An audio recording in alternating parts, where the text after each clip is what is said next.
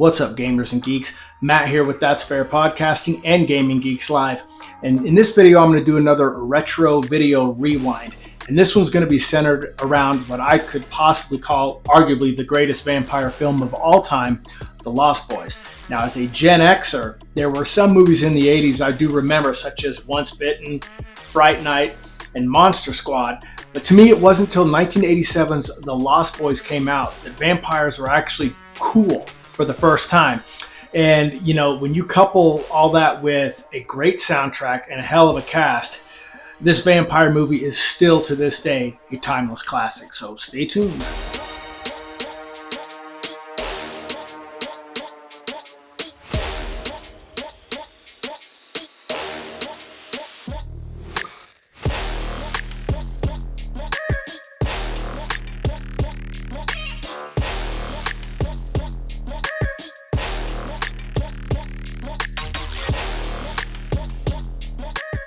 A lot of vampire movies, even nowadays, haven't really captured the glitz and the glory that I feel like that The Lost Boys captured when I was a kid. Of course, at that time, I was 15 years old when that movie came out. And to me, it is still such a fun movie to watch with such a badass cast. And again, some of the best motion picture soundtrack music. Some of it might even be in my iTunes list.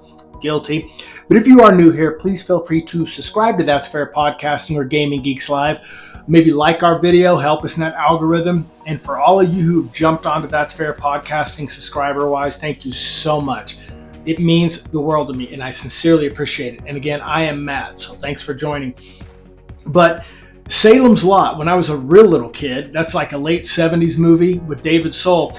That movie kind of, it scared the shit out of me. Even the vampire coming to the window, the first little kid coming to the window, that movie image was engraved in my head. I see that on Facebook sometimes, but the scene itself scared the shit out of me.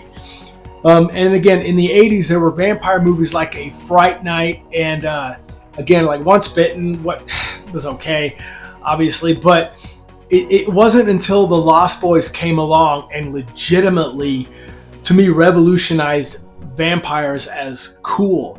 You're almost envious. It was like the first movie to me that made you kind of envious to be a vampire, not so much for the blood, but the immortality and the badassery. And The Lost Boys would ultimately even spawn a tabletop role-playing game, dice game, like a Dungeons and Dragons that me and my cousin Sebastian had created back in the day, primarily for ourselves. But as you know, we were playing first edition Dungeons and Dragons, and we played our own little... It was before there was World of Darkness, man. There was Legends of Myth, and that's what Sebastian and I created, and we had a lot of fun with that. But you know, let's go to The Lost Boys itself. The first retro video rewind I did was a ninja movie called Ninja 3: The Domination. Every once in a while, I want to throw these retro videos in here about movies. But The Lost Boys takes place in a fictional city called Santa Carla, which is actually Santa Cruz, California, where the filming location took place. And, you know, upon entering Santa Carla, you know, Michael turns around, looks at the back of the sign where it says Murder Capital of the World. And, you know, it opens up to the rendition of The Doors, People Are Strange. And ultimately they arrive at Lucy, because the Emersons are Lucy Emerson, Michael and Sam, and Nanook, their dog. They ultimately arrive at their grandpa's house, and, you know, basically it's already got Sam's curiosity when he's asking the grandpa, basically, is it true that Santa Carla is the murder capital of the world? And he goes, well, let's say that if all the corpses around here buried were to stand up all at once, we'd have one hell of a population problem. And of course, the mother, Lucy, goes, Dad, you know, and like, don't scare Sam, because Sam was easily scared and quite easily manipulated at the time. It wouldn't be long after that, Sam and Michael find their way to the boardwalk, and they see I Still Believe, the big saxophone buff player. And ultimately, while they're watching him play, he notices Star. Michael notices Star for the first time. And she's dancing, enjoying herself to the concert. And, you know, basically Michael's ready to shed Sam, and he goes, don't you have something to do? And he goes, yeah, actually I do. And he found the comic book store as Michael's chasing Star, basically. And Sam meets the Frog Brothers for the first time, and they start getting into their whole, they're having their dick measuring contest about, you can't put a Batman, and Louis L'Amour hasn't even been introduced. Sam's basically telling these the Frog Brothers, Edgar and Allan, how to run their comic book shop. But anyway, after that, and after he's like basically trying to convince him he's not into horror comics, they still give him one anyway. Ultimately, he meets up with his brother Michael, and she notices Star ride off with David on the motorcycle. And ha, stiffed ya. And from there, ultimately they end up finding themselves back at the boardwalk, because ultimately Lucy meets Max, who owns his own video store, during the same boardwalk visit. And he goes, welcome, we got the finest selection of videotapes in Santa Carla. And he's like, no, I don't actually need a tape, she says. What I need is a job. She goes, a job? Yeah, I look that needy, huh? And anyway, ultimately, Max offers her the job at the video store. They would ultimately find their way back again to the boardwalk, where this time Michael is looking to get his ear pierced, and Star, she goes, if you want your ear pierced, I'll do it. And basically that's her introduction to talking to him. Basically, it's a ripoff and whatever. But anyway, so he's following her around, and she ultimately leads him. I think they're going to get something to eat, and ultimately David, Marco, Dwayne, and Paul all show up on their motorcycles. And basically, David's looking at her going, where are you going, Star? And he goes, Star. And he gives her that look. She gets on his motorcycle. Again, Michael looks like he's getting stiff, but only this time David asks, you know where Hudson's Bluff is, overlooking the point? And Michael goes, I can't beat your bike. And David says, you don't have to beat me, Michael. You just have to try and keep up. And Lou Gramm does a wonderful job with the song Lost in the Shadows during this motorcycle race, where ultimately they lead him to the edge. This pisses Mike off. He jumps off. What the hell are you doing, huh? He hits, David. And ultimately, how far are you willing to go, Michael? And they end up going to the cave, where ultimately they antagonize Michael with rice and noodles. Maggots, Michael. You're eating maggots. How do they taste? And ultimately, they bring the wine, and Michael takes a drink of the wine. Who wouldn't? You got total strangers that basically tried to run you off a cliff. The best thing you're going to do now is trust their alcohol, right? And anyway, alcohol. So obviously, it plays out that he drinks it, and then, Cry Little Sister, the music is playing.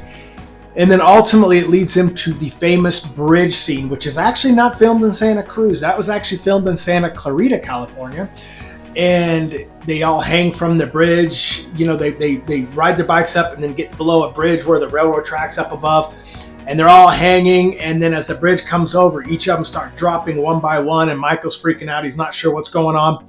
And then basically David lets go, and then Michael, the train's finally done, but he's lost all his strength. He falls into the fog. Then ultimately he hears, as he's sort of starting to float in the fog, he hears the voices of them chanting his name, Michael. And then ultimately he wakes up in his bed. Meanwhile, Sam is making his way back to the comic book shop that night as well, and he ends up getting another horror comic and goes, I told you guys, I don't like horror comics. Think of this more as a survival manual, they say. Here's our number on the back, and pray you never need to call us. And Sam sarcastically says, I'll pray I never need to call you. And so you kind of start thinking the Frog Brothers are flakes, but you know that they have good intentions, even with their hippie parents there doing pretty much nothing.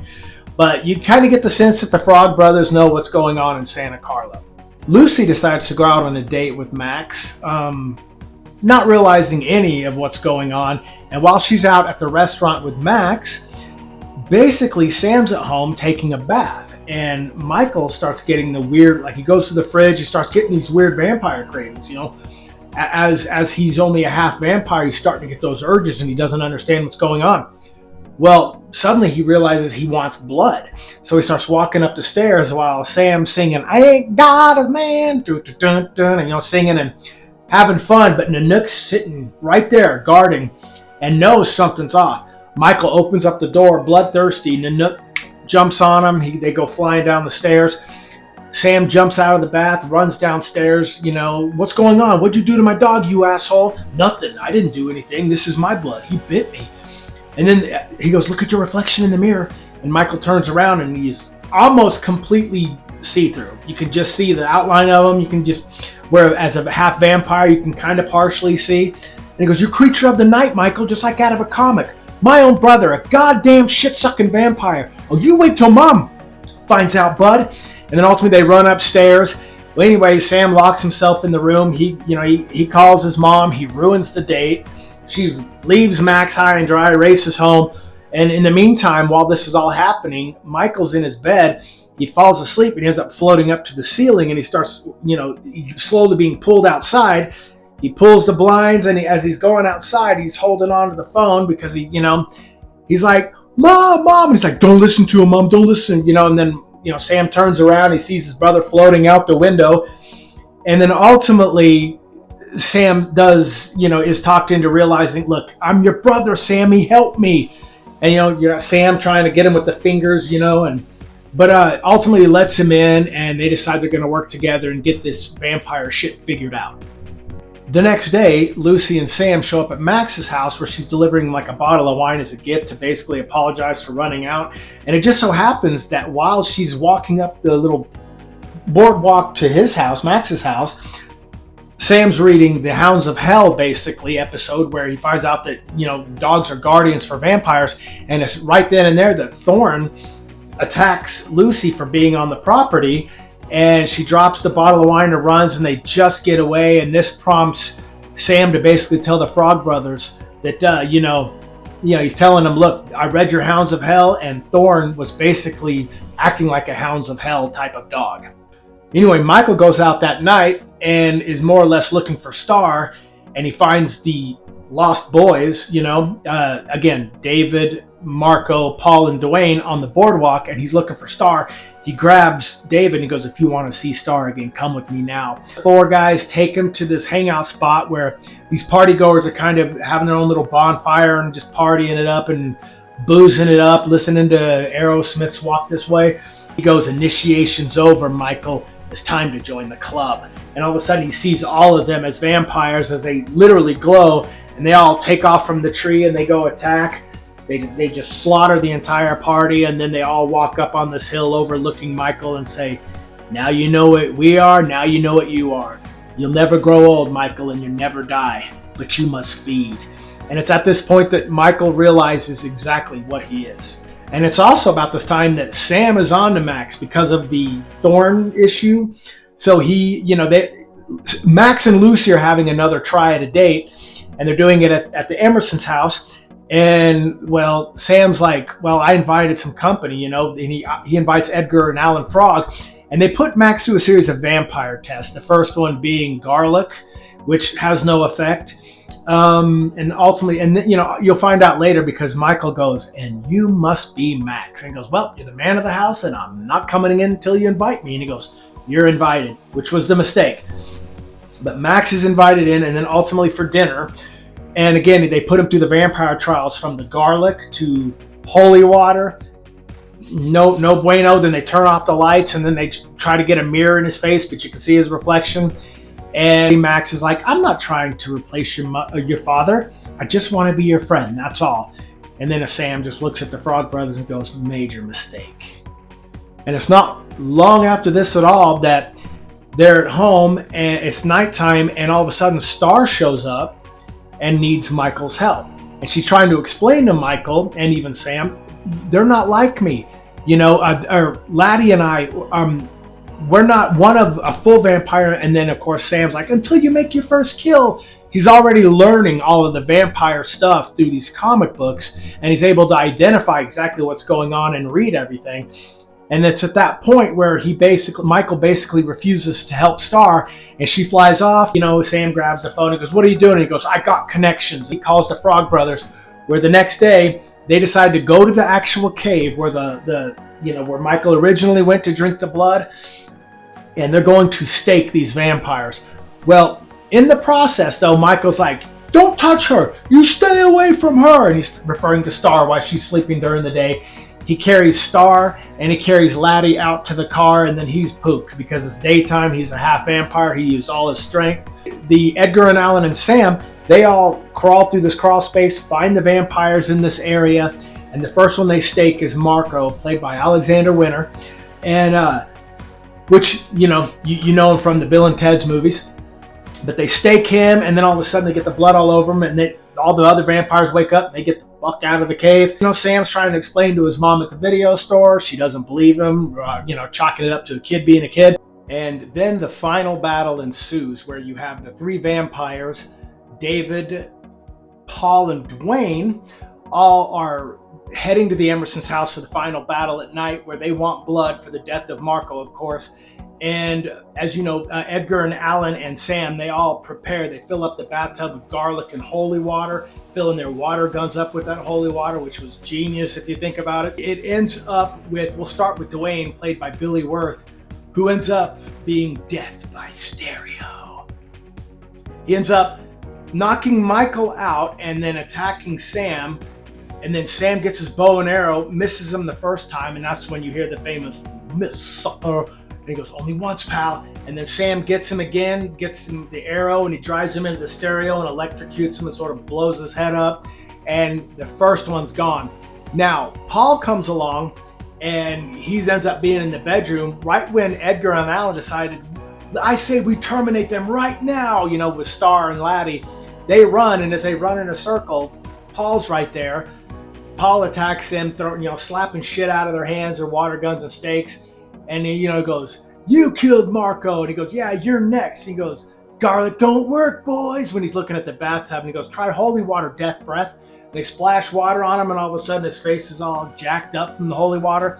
And before he can attack, Nanook comes in, jumps on him, knocks him into the holy water with the garlic. Paul, played by, not Alexander Winter, I don't remember. But anyway, he passed away, I believe, not too long ago. And now I feel bad that I don't remember his name, but I'll have it written up here above me. But anyway, so he passes, that vampire meets his demise, and what's left is David versus Michael. And, of course, David's attacking from the shadows, going, "We tried to make you immortal." And Michael screams, "You tried to make me a killer!" And all of a sudden, out of the shadows, he hits him, Michael, and then blood's dripping, and Michael suddenly turns. Then they have that aerial fight where they're wrestling around. And then ultimately, Michael ends up picking him up and impaling him on what looked to be some kind of big horns or antlers, giving it David's demise. But for some reason, Michael wasn't able to turn human again until Max shows up with Lucy. They see the house in total shambles. And then it's right then and there that they realize Max is the vampire, because he goes, "Wait, you passed all the tests." And Max goes, "Never invite a vampire in your house, you silly boy. It renders you powerless." And then Sam looks at the Frog Brothers. "Did you know that?" And Edgar's like, "Of course, everybody knows that." They had no clue. It was hilarious. Michael says, "I didn't invite you this time, Max." They end up getting into a little bit of a scuffle. He kind of tosses Mike aside because he is the master vampire, but it's just then Grandpa on one of his many nightly trips, which I was always kind of wondered about him, because he always makes you wonder what was in those bottles he was drinking. No one touches the second shelf but me. But anyway, he shows up with these logs that are spiked. You saw him previously in the movie putting posts in. Well, backs into the house, and one of those goes right through Max. The vampires, at least that menace, out of Santa Carla. And then at the very end, the grandpa basically says, how does he put it? He goes, "One thing about living in Santa Carla I never could stomach. All the damn vampires." And then, of course, that's the end of the movie. And it was such a good movie. I know I kind of had to give you that little retro rewind, of course, but it was such a good cast. It was a great movie. You had the Coreys in it. The Coreys were huge in the 80s. Rest in peace to Corey Haim. Rest in peace to a lot of people in that movie. Something, I don't remember his name. Again, I'll give you Paul's name.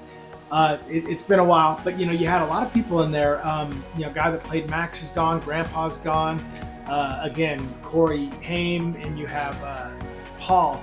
But anyway, guys, it's the rewatch on this movie is extremely high. It's a very entertaining movie. It's definitely one of my favorite classic 80s movies. I still to this day can fire it up and it gives me that nostalgia, man. And I'm telling you, to me, I give that an A plus. You had Greg Cannon, who did the vampire effects. He did a great job. I believe the director was Joel Schumacher. Just a wonderful, wonderful movie. And to this day, it is a cult classic and it stood the test of time. But anyway, guys, thank you so much for listening to this retro rewind pointless video. Again, please feel free to subscribe to either channel you're watching this on, That's Fair Podcasting or Gaming Geeks Live. Like the video again, but if you don't do any of those and you just watch this pointless ramble, thank you so much. That's what matters the most. And to you gamers and geeks out there, all love to you, and I'm outro.